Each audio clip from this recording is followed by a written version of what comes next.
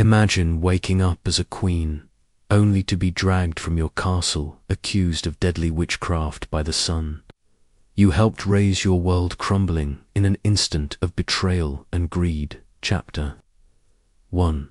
The royal roots of Joan of Navarre. Let's start at the very beginning of this incredible tale, because to understand how Joan of Navarre ended up facing such wild accusations, we need to see where she came from and how her early life shaped her into a woman of power, grace, and resilience. Joan, or Jean as she was known in her native tongue, was born around 1368 in the Kingdom of Navarre, which is now part of modern-day Spain and France. Picture this. Navarre was a small but strategically important kingdom nestled between mighty powers like France and Castile. It was a place of rolling hills, ancient castles, and constant political maneuvering. Joan's father was Charles II, the King of Navarre, but he wasn't exactly a fairy tale dad. Nicknamed Charles the Bad, he had a reputation for being cunning, ruthless, and even dabbling in dark rumors of poisonings and plots. Historians tell us he once tried to assassinate the French king and was involved in all sorts of scandals that made him infamous across Europe. On the brighter side, her mother was Jeanne de Valois, the daughter of King John II of France. So Joan had royal blood flowing from both sides. French elegance mixed with Navarrese ambition. Growing up in this environment wasn't easy. As a princess in a turbulent kingdom, Joan learned early on about the fragility of power. Her father's reign was marked by wars and rebellions. He lost parts of his territory to France and was always scheming to get them back.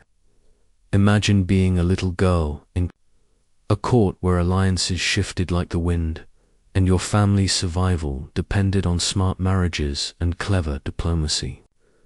Joan had siblings, but as the second daughter, she was primed from a young age to be a pawn in these games. By the time she was about 12, talks of betrothal were already swirling. At first, there was a plan to marry her to the heir of Castile, which bordered Navarre and could have strengthened her father's position against France. But plans changed, as they often do in royal circles, and instead, she was set up with a match that would take her even farther from home. In 1386, when Joan was around 18 years old, though some sources say she might have been a bit younger, she married John IV, the Duke of Brittany. Brittany was another independent duchy, located in what we now know as northwestern France, famous for its rugged coastlines, Celtic heritage, and fierce independence from the French crown. This marriage was a big deal politically. It linked Navarre with Brittany, creating a buffer against French expansion. John IV was a seasoned ruler, about 30 years older than Joan, and he had his own baggage. He'd been exiled once and fought his way back to power. But from what we can gather from historical records, their union turned out to be a solid one. They had a whopping 9 children together, 4 sons and 5 daughters, which was a sign of a stable and fertile marriage in those days. Their kids included future dukes, abbesses, and even one who married into Scottish royalty. Joan wasn't just a figurehead. She stepped up as a duchess, helping manage the duchy's affairs and raising her family in grand castles like those in Nantes and Vannes. Life in Brittany introduced Joan to the realities of ruling. John IV was often away fighting or negotiating, so she got hands-on experience in court life. Think of it like this. In medieval times, a duchess had to oversee household finances, host important guests, and sometimes even act as a diplomat. Joan learned to navigate the tricky politics between Brittany, England, and France, especially since the 100 Years' War was raging on, pitting England against France. Brittany tried to stay neutral but often got pulled in. For example, Joan of Navarre had alliances with England at times, which would later play into Joan's story. Joan herself became known for her piety and generosity. She founded religious houses and supported charities, which earned her a reputation as a kind and devout woman. Practical tip for understanding medieval royals: always look at their charitable acts. They weren't just for show. They built alliances with the church, which was a massive power player back then. But tragedy struck in 1399 when John IV died after a hunting accident or possibly illness. Sources vary. At just 31, Joan was suddenly a widow with a bunch of young kids, the eldest son only about 10 years old. In a move that showed her strength, she didn't step aside. She became regent of Brittany, ruling on behalf of her son. John v. Regency wasn't for the faint-hearted, meant dealing with rebellious nobles, threats from France, and even internal family squabbles. Joan handled it like a pro. She negotiated treaties, arranged marriages for her children, and kept the duchy stable. One key example: she allied with the powerful House of Blois to secure her position. Historians note that during her regency, Brittany saw relative peace, which speaks to her diplomatic skills. If you're interested in history hacks, here's a tip. When researching medieval women, check chronicles from the time. They often downplay female rulers, but between the lines, you can see their influence in stable economies or successful alliances. Joan's time as regent also highlighted her personal qualities. She was described as intelligent, graceful, and deeply religious, often praying and supporting monasteries. But she wasn't all seriousness. Records show she enjoyed luxuries like fine clothes, jewelry, and even exotic pets, which were status symbols. Imagine managing a duchy while raising 9 kids. Talk about multitasking. This period built her resilience, preparing her for bigger challenges ahead. And speaking of challenges, her widowhood opened doors to new possibilities. With her son growing up, the regency wouldn't last forever, and as a still young widow with royal connections, she became a hot commodity on the marriage market. As we wrap up this chapter on Joan's early years, we've seen how her upbringing in a scheming court, her successful first marriage, and her capable regency laid the foundation for a life of high stakes. From a princess in Navarre to a duchess ruling Brittany, Joan proved she was no pushover. But little did she know, her next chapter would take her across the sea to England, where love and power awaited along with unforeseen dangers. Stay tuned for what's next in this gripping story. Chapter 2: A Queen's New Throne in England. Let's dive into the next twist in Joan of Navarre's story, where she steps onto an even grander staging land's royal court. After years as a widow and regent in Brittany, Joan's life took a dramatic turn when she caught the eye of a king. This chapter explores her marriage to Henry IV of England, her role as queen, and the challenges of navigating a new kingdom caught in political turmoil. It's a tale of love, ambition, and the delicate balance of power. So let's get started. Joan's journey to England began in 1402, when she was around 34 years old. Henry IV, the first Lancastrian king of England, was looking for a bride, and Joan fit the bill perfectly. Henry had seized the throne in 1399 after deposing his cousin, Richard II, which made his rule a bit shaky. Think of it like sitting on a throne that's wobbling under the weight of rivals and rebellions. He needed a queen with experience, connections, and a reputation for stability. Joan, with her proven track record as a regent in Brittany and her royal blood from Navarre, was ideal. Plus, Her ties to Brittany could strengthen England's alliances against France, especially during the 100 Years' War. Historical records, like the Chronicles of Jean Froissart, suggest Henry sent envoys to Brittany to negotiate the match, and Joan agreed. Imagine the stakes, leaving her children and her duchy to marry a king in a foreign land. It was a bold move, but Joan was no stranger to high-stakes decisions. In early 1403, Joan sailed across the English Channel and married Henry IV in a grand ceremony at Winchester Cathedral. Becoming Queen of England was no small feat. She was crowned soon after, with all the pomp you'd expect. Think golden crowns, velvet robes, and cheering crowds. But being queen wasn't just about looking regal.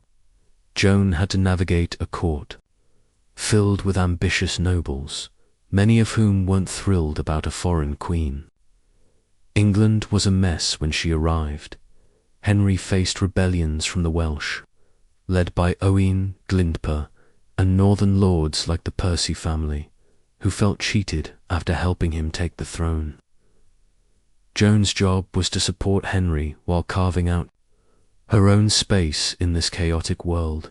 For example, she brought over some loyal Breton servants to her household, which gave her a sense of familiarity but also raised eyebrows among English nobles who didn't love outsiders. As Queen Joan took on roles that showed her diplomatic finesse. She acted as a mediator, smoothing tensions between Henry and his nobles. One practical tip for understanding medieval queens: look at their intercessions. Queens often pleaded for mercy on behalf of rebels or prisoners to show compassion and influence policy.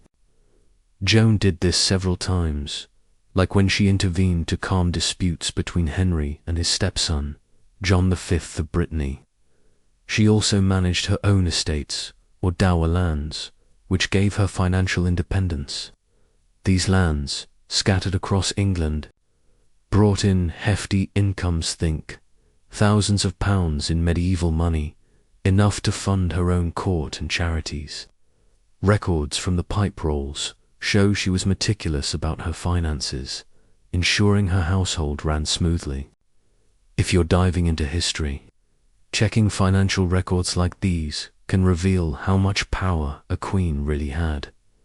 Joan's relationship with Henry IV seems to have been genuinely affectionate, which wasn't always a given in royal marriages. They shared a love of music and literature, and Henry gifted her luxurious items like jeweled cups and tapestries, as noted in court inventories. They didn't have children together, likely because Joan was in her mid-30s and Henry already had heirs from his first marriage, including the future Henry V, but Joan bonded with her stepchildren, especially young Henry, who was about 15 when she arrived. She became a maternal figure, guiding him through the court's intrigues. This bond would later haunt her, but for now it strengthened her position. Picture her hosting feasts at Eltham Palace, charming guests with her grace while keeping an eye on who might be plotting against the king. However, being queen wasn't all banquets and jewels.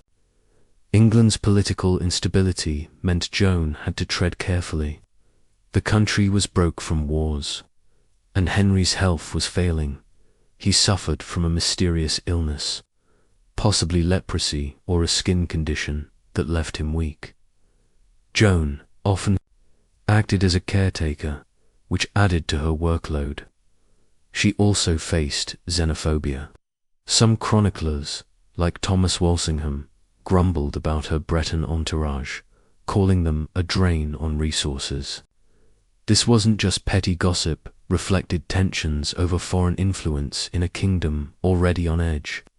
Joan countered this by patronizing English religious houses, like the Charterhouse Monastery in London, showing her commitment to her new home.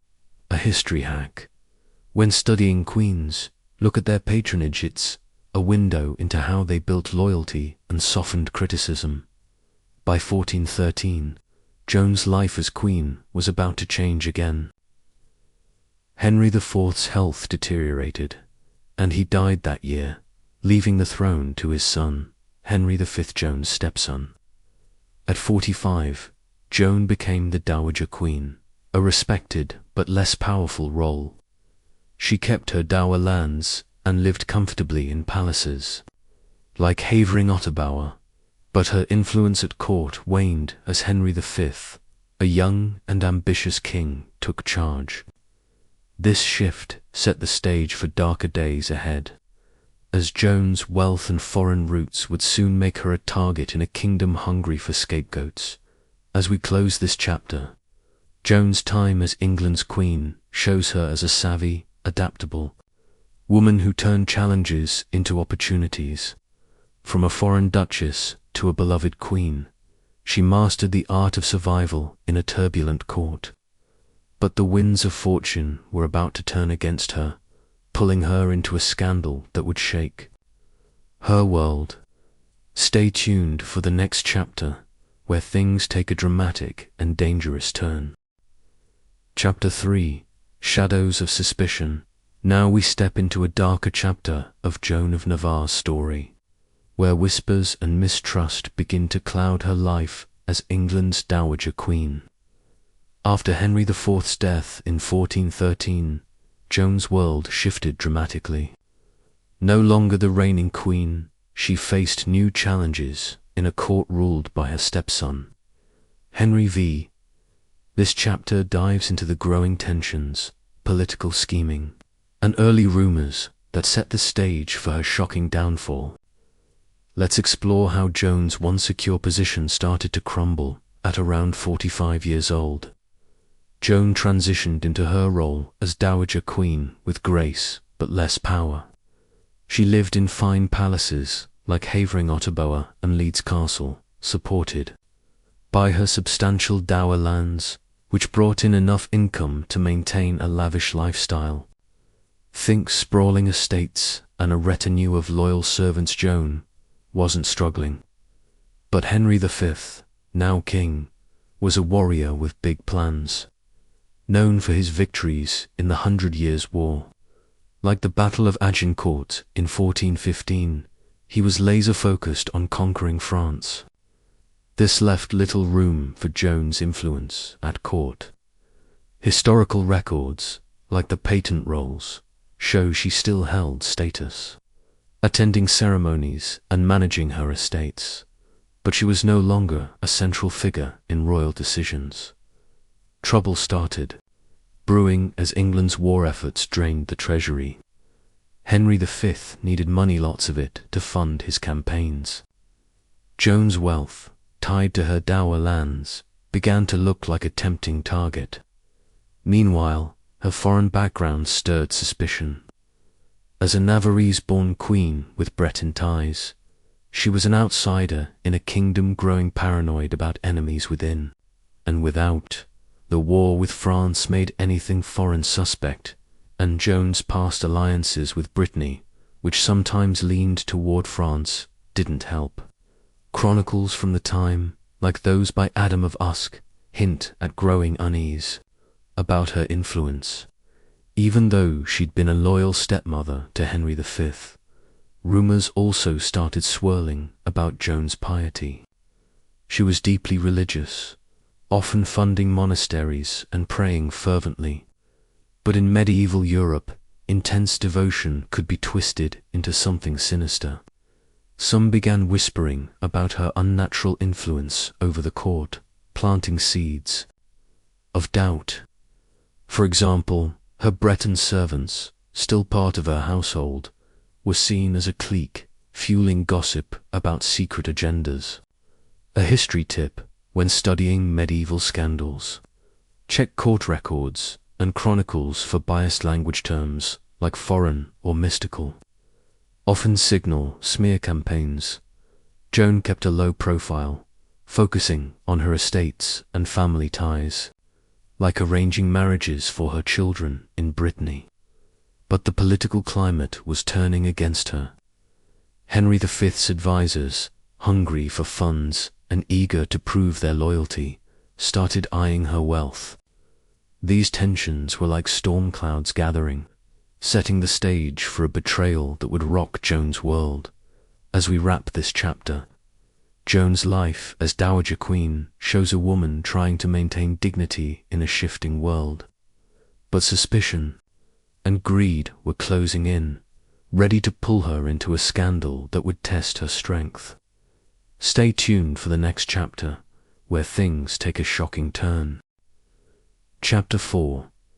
The accusation of witchcraft. We now enter the heart of Joan of Navarre's darkest hour, where whispers of suspicion explode into a full-blown scandal. By 1419, Joan, the Dowager Queen, found herself ensnared in a shocking accusation that would strip her of freedom and dignity.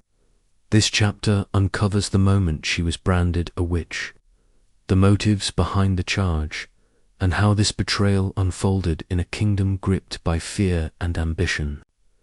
Let's dive into this dramatic turn. Joan was living comfortably in 1419, managing her estates and staying out of the political spotlight. At around 51 years old, she was a respected figure, known for her piety and charity. But beneath the surface, tensions were boiling. Henry V, her stepson, was deep in his campaign to conquer France, and England's coffers were running dry. Joan's dower lands, which generated significant income, were a glaring temptation for a cash-strapped king. Meanwhile, the political climate was growing increasingly paranoid. The 100 Years' War fueled distrust of anyone with foreign ties, and Joan's Navarrese and Breton roots made her vulnerable. Add to that the medieval obsession with the supernatural. Witchcraft accusations were a convenient way to target powerful women who seemed too influential. In October 1419, the hammer fell. Joan was suddenly arrested on charges of witchcraft and necromancy, accused of plotting to kill Henry V through dark magic. The primary source for this, the Brute Chronicle, claims she was charged with using sorcery to destroy the king. Imagine the shock. A queen who'd raised Henry V as her stepson, now accused of trying to murder him with spells. The accusations were vague but sensational, alleging she worked with 2 priests in her household to conjure spirits or cast curses. No solid evidence was presented. No grimoires, no witnesses to actual rituals. In medieval times, witchcraft charges often relied on fear rather than proof, and Joan's wealth and foreign status made her an easy target. The real motive likely wasn't magic, but money and power. Henry V's advisors, possibly including figures like his uncle, Bishop Henry Beaufort, saw Joan's lands as a way to fund the war. By accusing her, they could justify seizing her income without outright admitting greed. Historical records, like the close rolls, show her estates were confiscated soon after her arrest, redirecting funds to the crown. This wasn't uncommon. Medieval rulers often used trumped-up charges to neutralize rivals or grab resources. For example, Eleanor Cobham, another noblewoman, faced similar witchcraft charges decades later for political reasons. A history tip: when you see witchcraft accusations, dig into who benefits financially or politically. It's rarely just about superstition. Joan's arrest was swift and humiliating. She was taken from her home, likely Pevensey Castle, and imprisoned in a series of fortresses, starting with Leeds Castle in Kent. Picture a queen, used to luxury, now confined in cold stone walls, her reputation in tatters. Her household was dismantled, and her Breton servants were interrogated, adding to the narrative of her foreign influence. The lack of a public trial suggests the charges were more about control than justice. Trials for witchcraft could be messy. and Henry V likely wanted to avoid scrutiny. Joan's piety, once a strength, was twisted against her. Her frequent prayers and support for religious houses were now seen as a cover for darker deeds. This chapter of Joan's life reveals the fragility of power for even the highest-born women. Stripped of her wealth and freedom, she faced a betrayal that cut deep, orchestrated by those she'd trusted. Yet, as we'll see, Joan's story doesn't end in despair. She had resilience that would carry her forward. As we close this chapter, the accusation of witchcraft marks a low point for Joan, driven by greed and political scheming. Her world has been turned upside down, but the next chapter will reveal how she endured captivity and fought to reclaim her life. Stay tuned for what comes next in this gripping tale. Chapter 5. Life in Captivity. We now follow Joan of Navarre into the grim reality of her imprisonment. A stark contrast to her days as a queen adorned with power and privilege. After the shocking witchcraft accusations of 1419, Joan found herself confined, stripped of her wealth, and isolated from the world she once knew. This chapter explores her life behind castle walls, the conditions she endured, and how she maintained her strength in the face of such betrayal. Let's step into the shadows of her captivity. Joan's imprisonment began in late 1419, likely at Leeds Castle in Kent, a fortified stronghold surrounded by a moat far from the bustling royal court. At around 51 years old, she was no longer the vibrant queen hosting feasts, but a prisoner under guard, her every move watched.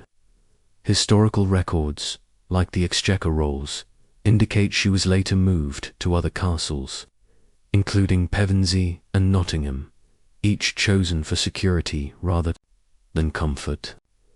Picture a medieval castle, cold stone chambers, narrow windows letting in little light, and a constant chill despite the occasional fire. While Joan wasn't thrown into a dungeon, her status as Dowager Queen afforded her some dignity. She lived in reduced circumstances. Her luxurious gowns and jewels were gone, replaced by simpler fare, and her once large household was reduced to a handful of attendants, if any. The conditions of her captivity weren't brutal by medieval standards, but they were humbling. She had access to basic necessities: food, clothing, and shelter, but the loss of freedom was profound. The Brute Chronicle and other sources suggest she was kept in isolation, with limited contact to the outside world. Her dower lands, which had funded her independence, were now in the Crown's hands, leaving her financially powerless. Imagine the psychological toll. A woman who'd ruled duchies and kingdoms, now dependent on her captors for survival. Yet Joan's piety sustained her. She likely spent hours in prayer, finding solace in her faith, as many noble women did in times of crisis. A history tip: when studying medieval prisoners, look for mentions of their religious practices. Often reveals how they coped with confinement. Her accusers, led by Henry V's advisors, didn't push for a public trial, which was unusual.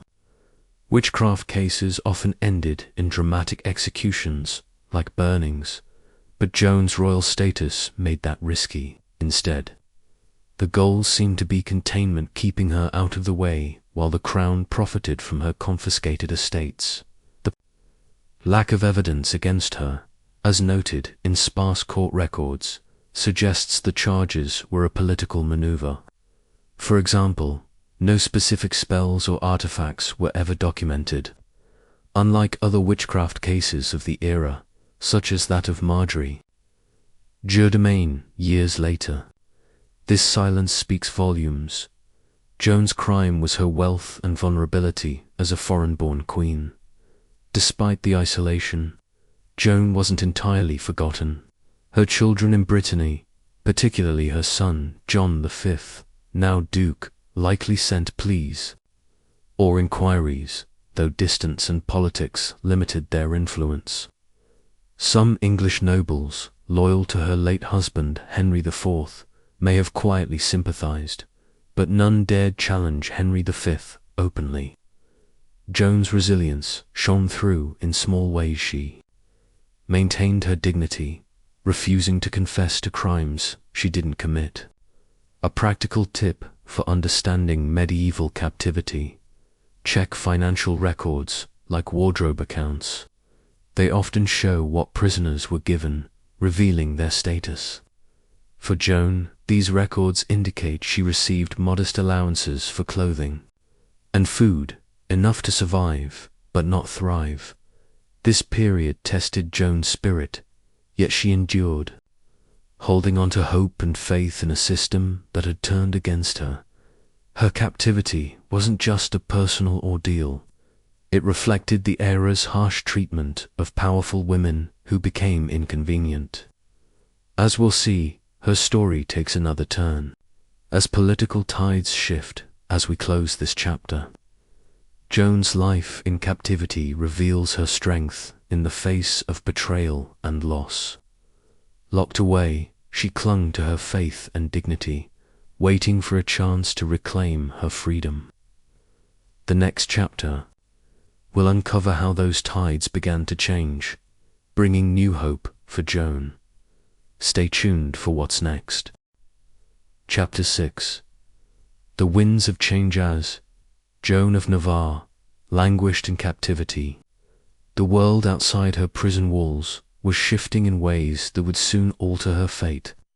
By 1422, the political landscape of England was undergoing dramatic changes, and these ripples would reach Joan, offering a glimmer of hope. This chapter delves into the events that set the stage for her release, the changing dynamics of the English court, and how Joan's resilience kept her afloat during these uncertain years. Let's explore how the tides began to turn.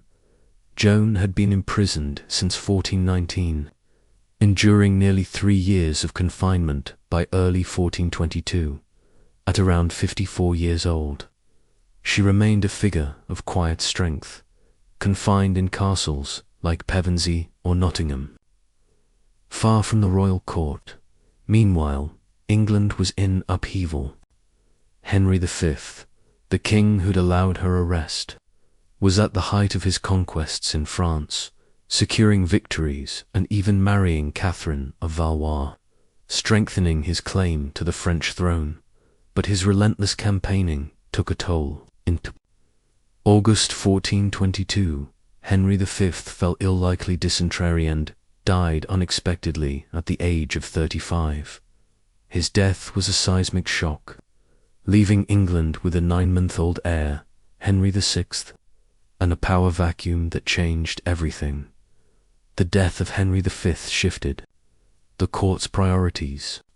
A regency council, led by figures like Humphrey, Duke of Gloucester, and Bishop Henry Beaufort, took charge to govern for the infant king.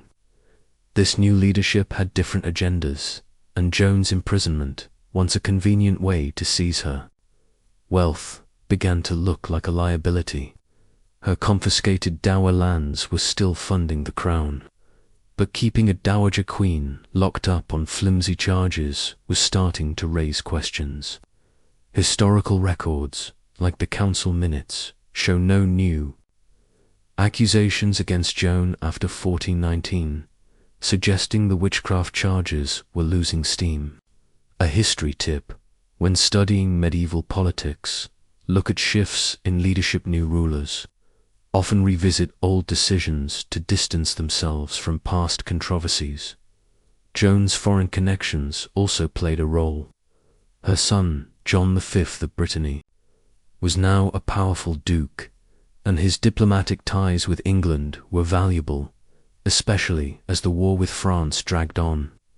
Pressure from Brittany, though not directly documented, likely nudged the Regency Council to reconsider Joan's case.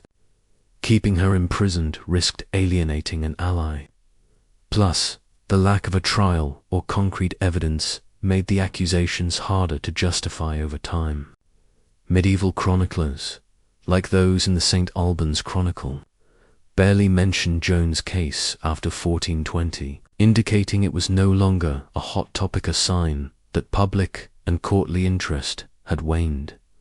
Inside her prison, Joan likely heard whispers of these changes through servants or rare visitors. Her faith remained her anchor. She probably spent hours praying for deliverance, as was common for noble prisoners. She also maintained her dignity, refusing to admit guilt, which was crucial in an era where confessions could seal one's fate. A practical tip for researchers: check letters or petitions from the period. Noble prisoners often sent pleas to allies. Though none from Joan survive, her silence suggests she relied on her reputation and connections to work in her favor. By mid-1422, the Regency Council began softening its stance. The political need to fund wars was less desperate, with Henry V's campaigns paused, and Joan's wealth was less critical. The council also faced growing scrutiny from nobles who remembered Joan as Henry IV's loyal queen. These factors combined to create a window for her release, setting the stage for her return to public life. As we close this chapter, Joan's story teeters on the edge of redemption.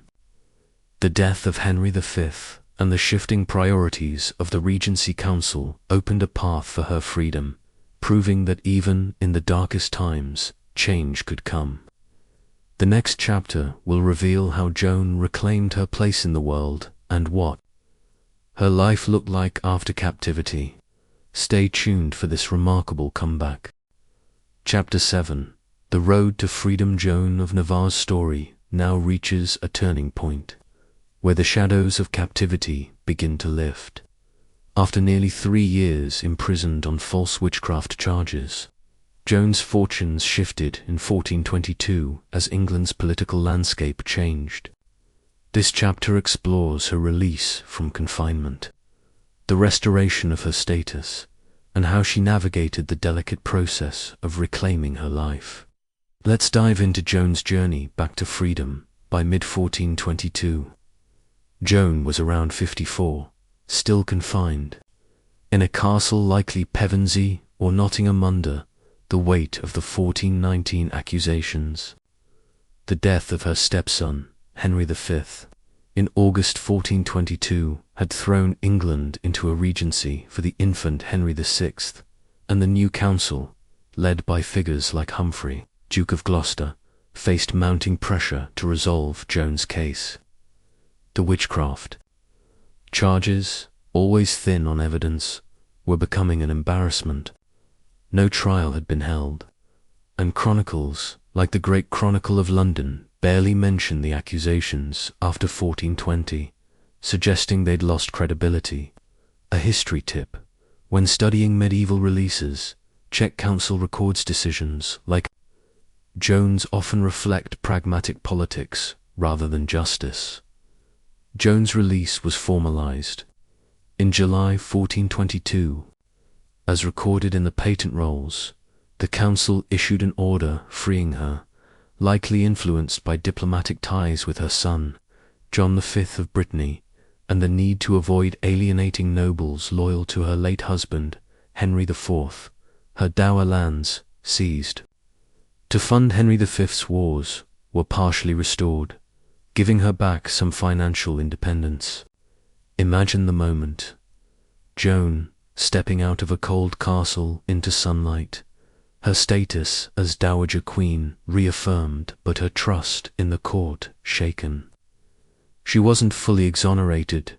The charges were simply dropped, a common medieval tactic to avoid admitting fault. This allowed the crown to save face while freeing her. Returning to public life wasn't easy.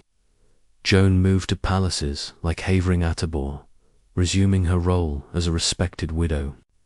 She re-established her household, though smaller than before, and leaned on her faith, likely attending masses to give thanks.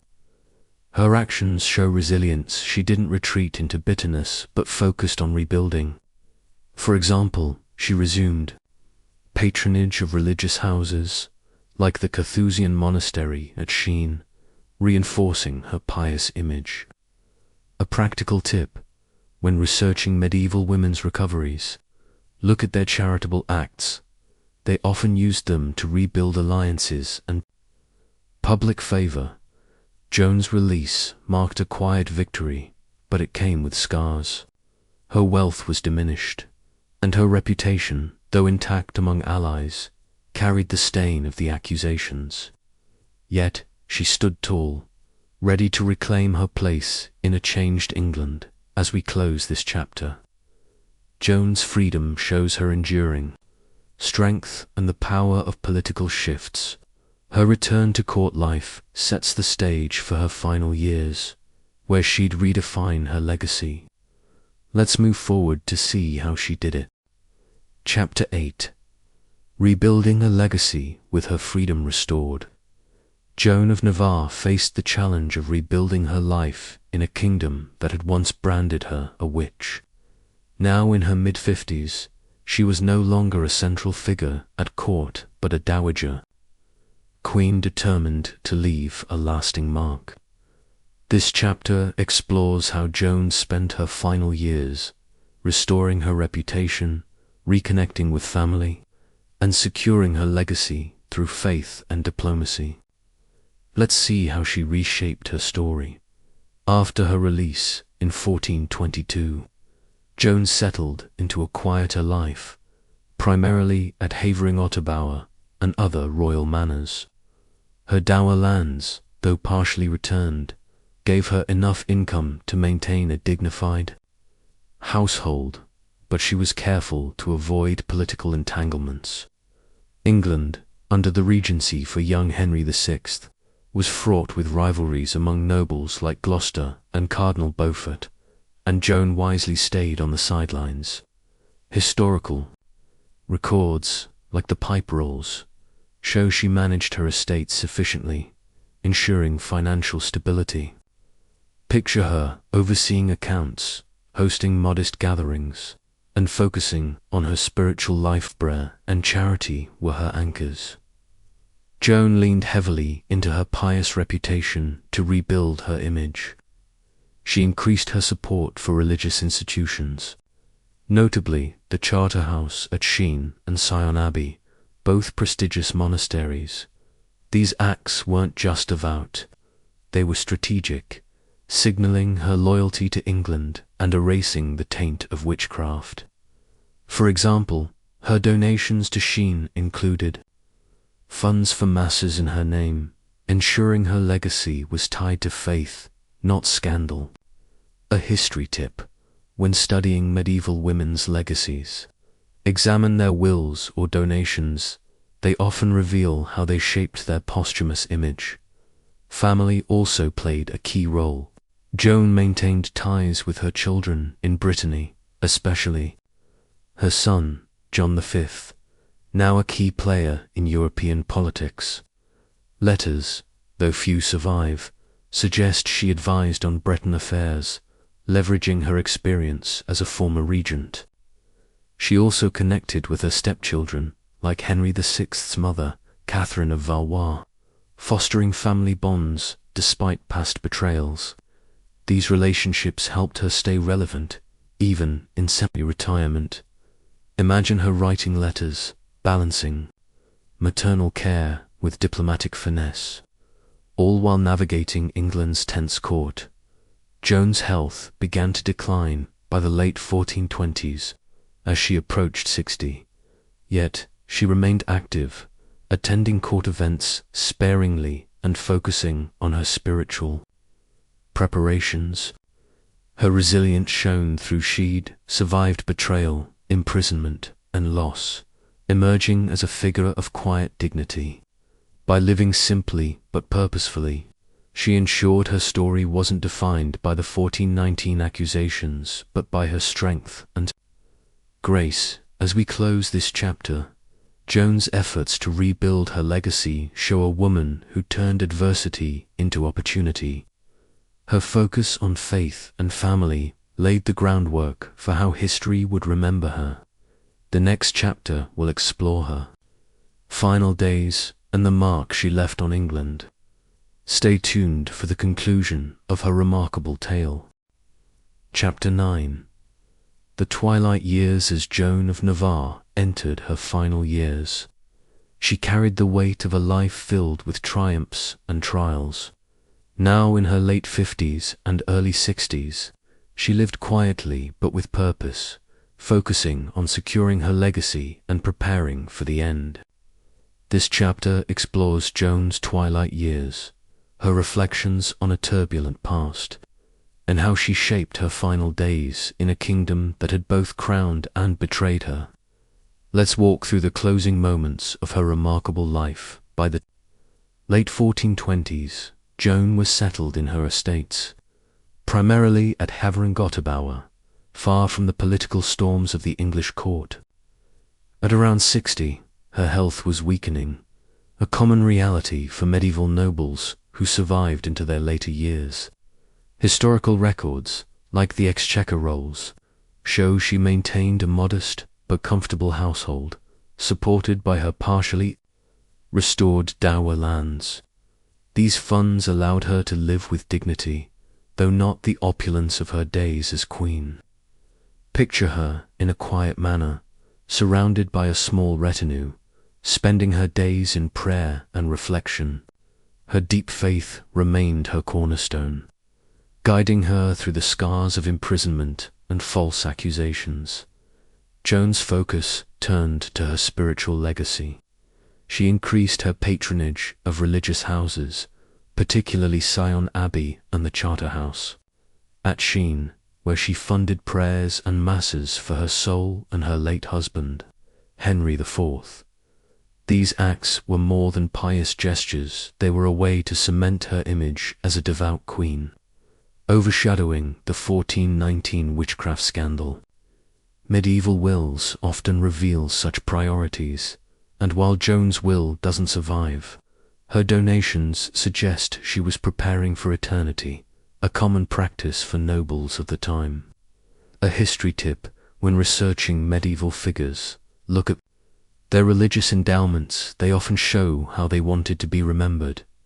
She also maintained ties with her family, especially her children in Brittany. Her son, John V, was now a seasoned duke, and their correspondence, though sparse in surviving records, likely included advice on diplomacy, drawing on Joan's decades of experience. She took pride in her children's successes, like her daughters' marriages into European nobility, which extended her influence indirectly. Imagine her writing letters by candlelight, offering wisdom to her fairer family, while staying connected to her family, including young Henry VI, now growing up under the Regency Council. Joan's final years were marked by a quiet resilience. She avoided court intrigues, which were heating up as factions vied for control over the young king. By staying out of the fray, she protected her hard-won peace.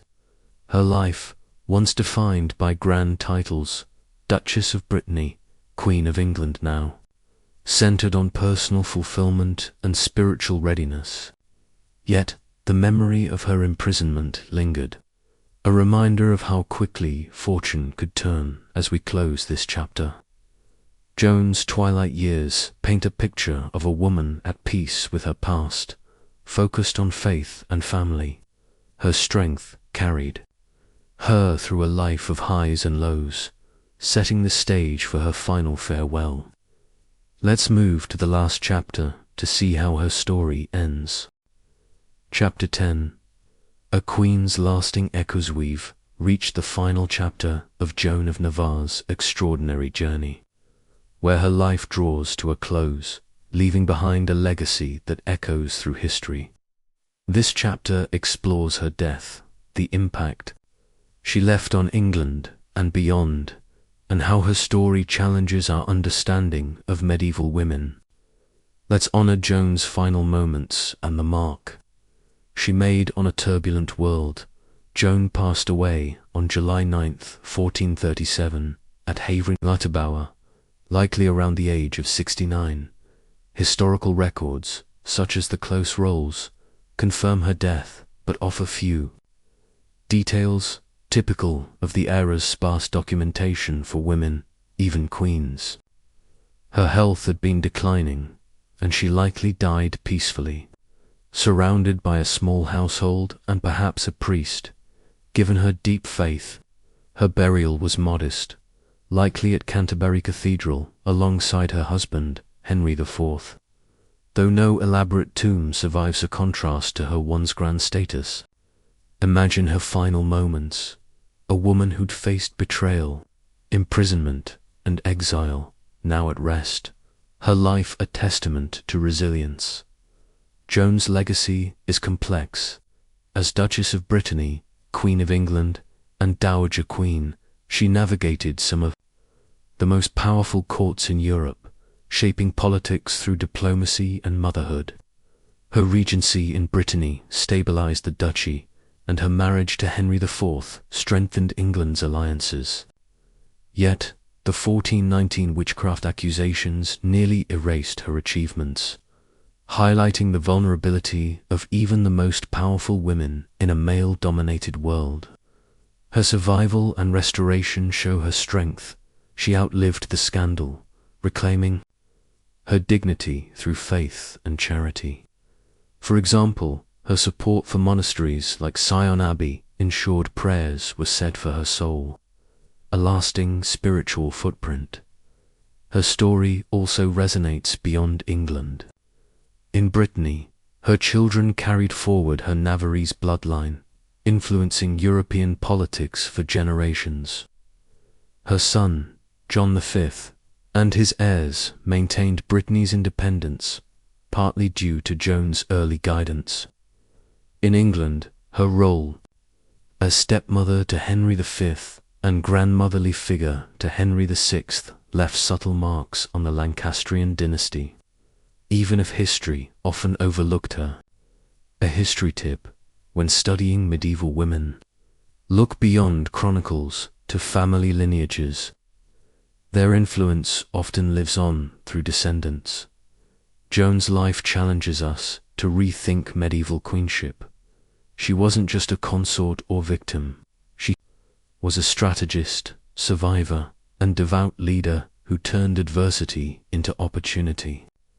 Her story, though overshadowed by flashier figures like Joan of Arc, reminds us that power in the Middle Ages wasn't always loud. It could be quiet, steadfast, and enduring. As we close Joan's tale, her journey from Navarre to England, from queen to prisoner to restored dowager, leaves us with a powerful lesson. Resilience can outshine even the darkest accusations. Thank you for joining me on this journey through Joan of Navarre's life. If you enjoyed this story, please like, subscribe, and comment below. What other historical figures would you love to hear about? Let's keep exploring the past together.